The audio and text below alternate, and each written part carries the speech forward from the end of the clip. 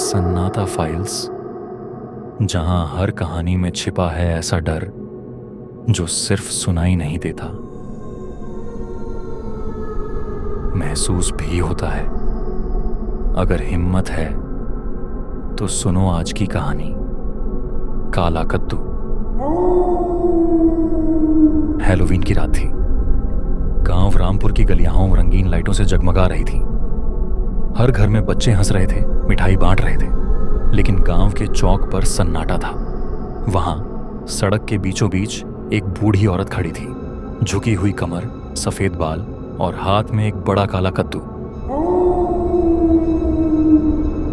वो औरत सबको देख रही थी, बिना कुछ बोले। लोग उसे काली दादी कहते थे। कहते हैं वो सिर्फ एक दिन आती है, हैलोवीन की रात। हर साल एक कद्दू रखती है और कहती है जो इसे छुएगा उसका नाम अगली रात दीवार पर लिखा होगा। लोग हंसते हुए वहां से निकल जाते थे। पर उस रात 3 दोस्त ठहर गए, आर्यन, नेहा और सूरज। आर्यन बोला, इस बार का डर यहीं से शुरू करते हैं। नेहा ने डरते हुए कहा, मुझे ये सही नहीं लग रहा आर्यन। सूरज ने मोबाइल निकाला, कैमरा ऑन किया और बोला, चलो रिकॉर्ड करते हैं, ये वायरल होगा। तीनों कद्दू के पास पहुंचे। वो पास से और भी डरावना लग रहा था। उसकी सतह पर नाखूनों जैसे निशान थे। आर्यन ने पैर से हल्का धक्का मारा, कद्दू हिला और अंदर से ठंडी सांस निकली। तीनों पीछे हट गए। दोबारा देखा, कद्दू बीच से थोड़ा खुल गया था। दूर खड़ी काली दादी हंस रही थी। उसकी भारी आवाज गूंजी,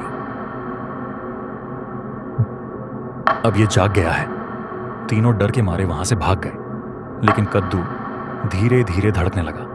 रात के 11 बज चुके थे। हवा ठंडी थी और हर गली में सन्नाटा था।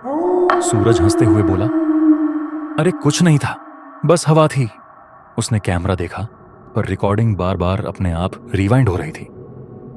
हर बार जब वो चलाता, कद्दू के पीछे कोई साया दिखता था। आर्यन बोला, शायद शैडो होगा, छोड़ दे।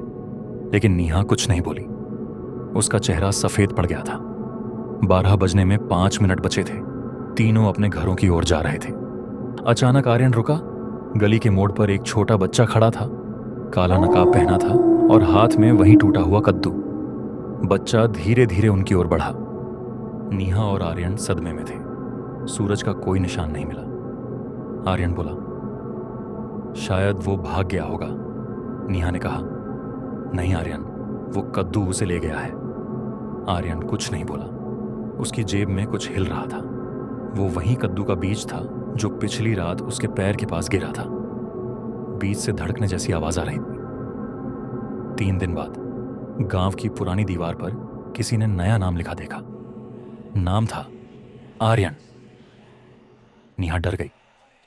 वो भागती हुई चौक पहुंची। वहां वही काली दादी खड़ी थी, हाथ में नया कद्दू ली। नेहा चिल्लाई, तुमने ये सब किया है? सूरज और आर्यन कहां हैं? काली दादी मुस्कुराई, ये कद्दू खुद चुनता है कि किसे लेना है। नेहा पीछे हट गई, लेकिन कद्दू अपने आप खुल गया। अंदर से काला धुआं निकला और नेहा का चेहरा काला पड़ गया। 1 साल बीत गया। फिर से हैलोवीन की रात थी।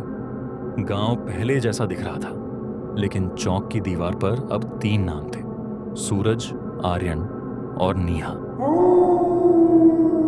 बीच में रखा था वही पुराना काला कद्दू। उसके पास खड़ी थी काली दादी। वो मुस्कुराई और बोली, अब ये तीनों मेरे साथ हैं। अब अगला नाम कौन देगा? इतना कहते ही हवा तेज चली। सारी लाइटें बुझ गईं और पूरा गांव अंधेरे में डूब गया।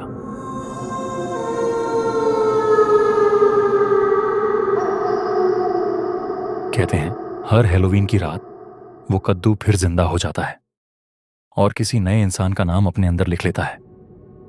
तो अगर तुम्हें कभी सड़क पर कोई काला कद्दू दिखे तो उसे छूना मत, क्योंकि ये कहानी नहीं, सन्नाटा फाइल्स की एक चेतावनी है।